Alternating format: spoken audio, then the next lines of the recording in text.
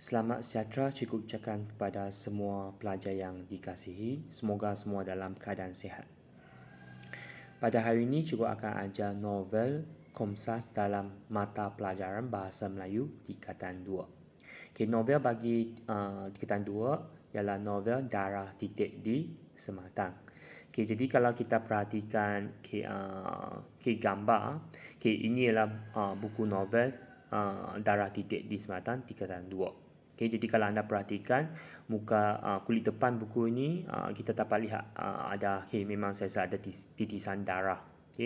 Dan ada gambar pahlawan. Jadi yang di bahagian bawah tu ada keris. Ada juga yang orang yang sedang bersilat.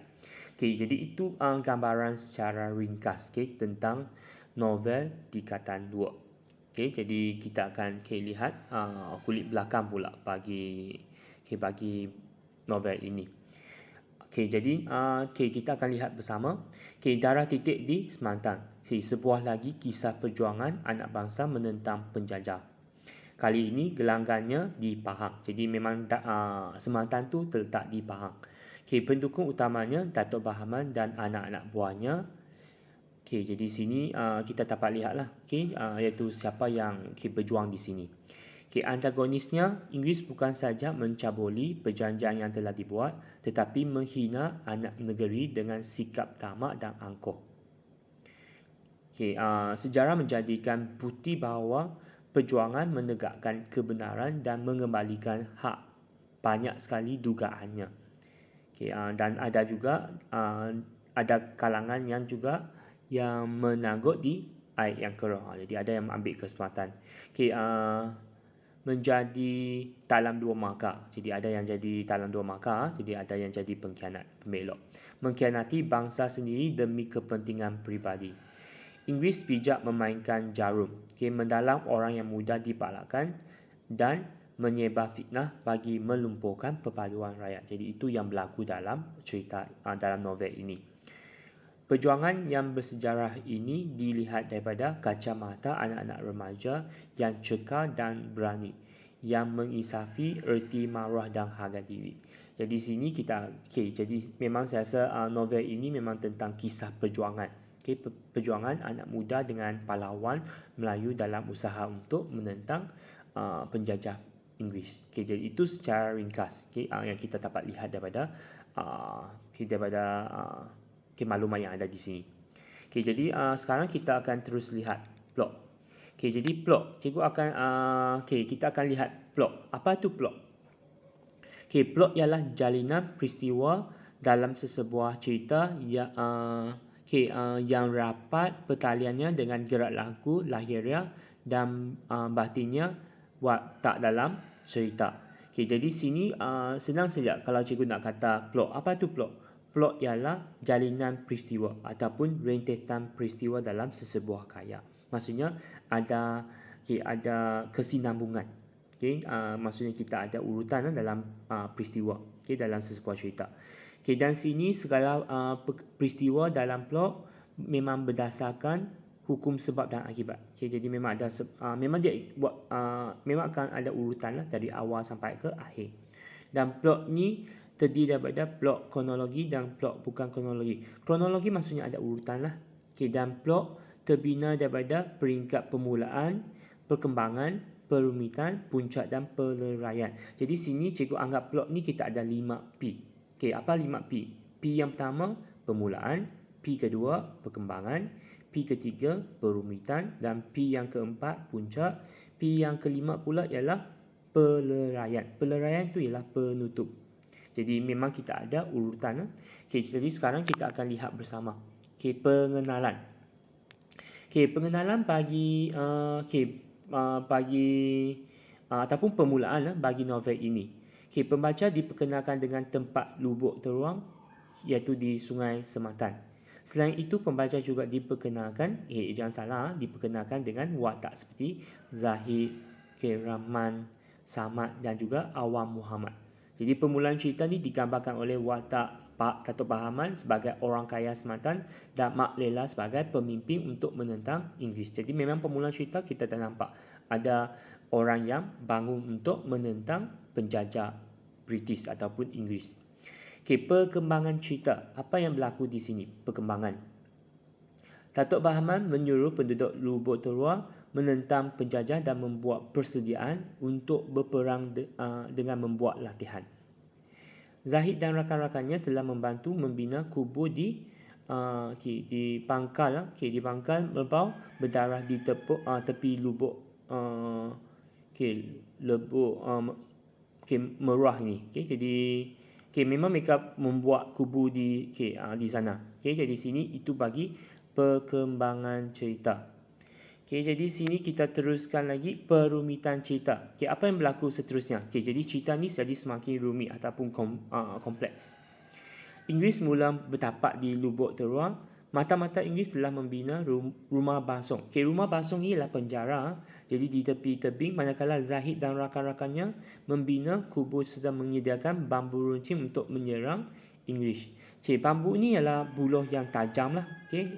Senjata yang digunakan oleh masyarakat dulu untuk melawan Inggris. Pada masa yang sama, Datuk Bahaman ke Johor untuk berunding dengan Gubernur Singapura. Dan pada masa yang sama juga, apa yang berlaku sini ialah Kak Mina diganggu oleh dua orang pemuda tempatan yang menjadi mata-mata Inggris. Lajis dan Pak Uda mendirikan bengkel membuat senjata.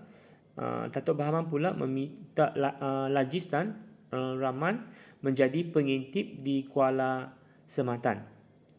Dan di sini pula kita dapat lihat pihak Inggeris telah bermesyuarat dengan Sultan dan orang-orang besar di Pulau Tawar bagi menyerang Datuk Bahaman dan penduduk Sematan. Sebab mereka menentang mereka, jadi mereka akan pihak Inggeris ni telah melakukan sesuatu untuk melawan balik.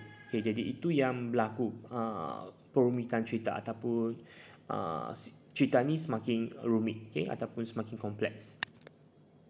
Puncak cerita ni agak jadi ini ialah puncak cerita, climax. Yang berlaku di sini puncak cerita, Mak Kilau membawa berita bahawa Sultan mengisytiharkan bahawa Datuk Bahaman sebagai pendahaka kerana dipasar oleh Clifford. Jadi sini mungkin pendahaka maksudnya orang yang dahaka kepada raja ataupun sultan. Gelaran dan pangkat yang digunakan Sultan kepada Datuk Bahaman telah ditarik semula. Jadi sini Datuk Bahaman tidak ada lagi bukan lagi orang besar di Sematan.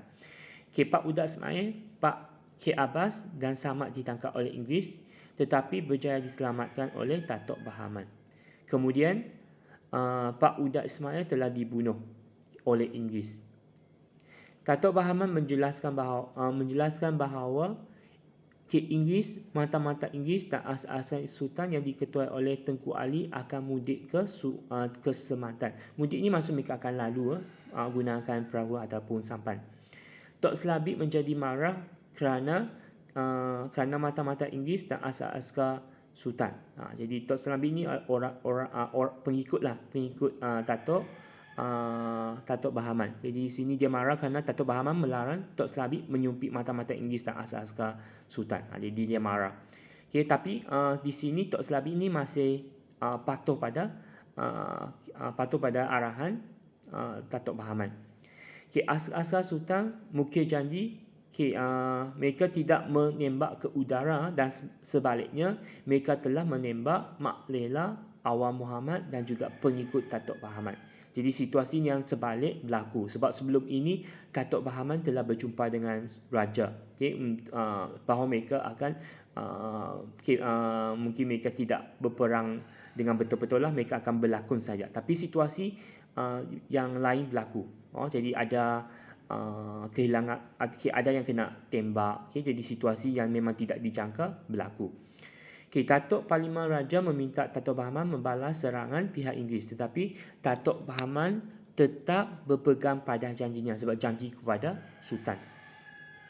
Akibat terlalu marah terhadap tindakan Datuk Bahaman, Tok Muda Binding dan Imam Perang Wen telah menyerah diri dan akhirnya mereka dibunuh oleh ketua askar Sultan. Jadi sini situasi yang memang melibatkan kematian.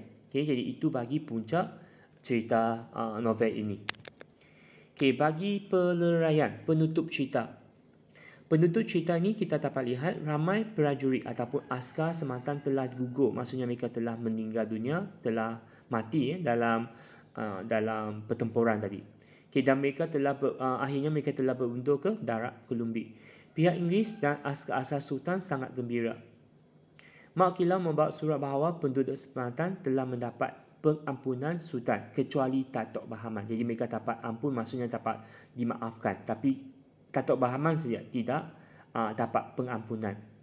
Penduduk kampung sematan telah pulang ke rumah masing-masing selepas Datuk Bahaman mengarahkan Pak Cik Hasan Tamik menyebarkan berita tersebut. Zahid dan Samad telah pulang ke Lubuk Teruang, dan Rahmat pula yang tinggal bersama dengan Datuk Bahaman di darat Columbia. Tok Kaja pula telah mundik ke Sungai Tembeling dan akan terus ke Kelantan atau ke Terengganu. Jadi mereka semua berundur. Tok Raja kurang berminat untuk menentang penjajah. Jadi seterusnya mata-mata Inggeris dan askar skuta yang diketahui oleh Wise datang mencari Datuk Bahaman di Lubuk Teruang tetapi tidak dijumpai. Jadi semua dah berundur. Dan rumah penduduk tempatan dibakar dan terdapat juga penduduk yang mati ditembak. Kabarnya Datuk Bahaman telah kembali semula di Lubuk Teruang lalu membunuh mata-mata Inggeris, askar Inggeris. Dan selepas peristiwa itu Zahid tidak berjumpa dengan Datuk Bahaman lagi. Jadi itu penutup cerita. Jadi maksudnya Datuk Bahaman ni masih hidup tapi tak tahu ke mana perginya Datuk Bahaman. Jadi itu bagi peleraian cerita. Cikgu rasa ini saja yang cikgu akan kongsi pada hari ini. Cikgu akan memberikan sedikit tugasan tentang novel ini. Jadi cikgu berharap anda tu dapat cuba untuk menjawab soalan ini. Jadi memang novel ini agak susah lah, sebab tentang kisah perjuangan, tentang kisah sejarah yang berlaku di Pahang. Jadi itu saja bagi topik PTPR kita pada hari ini. Sekian, terima kasih.